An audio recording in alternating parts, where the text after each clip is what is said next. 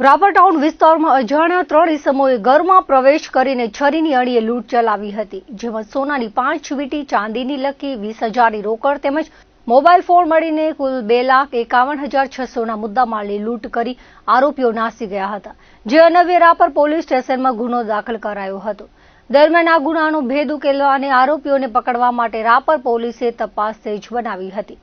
CCTV footage તપાસી human sources તેમજ technical analysis ના આધારે આ ગુનામાં સંડોવાયેલ આરોપીઓને પકડવા અલગ અલગ ટીમો બનાવાઈ હતી, જેમાં પોલીસે ગણતરીના કલાકોમાં આરોપી ભાવિન ઉર્ફે કાળિયો ભરતભાઈ સંઘા, રમેશ બચુભાઈ સિયારિયા અને આદિલ નાસિર શાહ ફડીરને મુદ્દામાલ સાથે ઝડપી પાડવામાં આવ્યા હતા અને લૂંટના ગુનાનો ભેદ ઉકેલી આગળની કાર્યવાહી હાથ ધરાઈ હતી।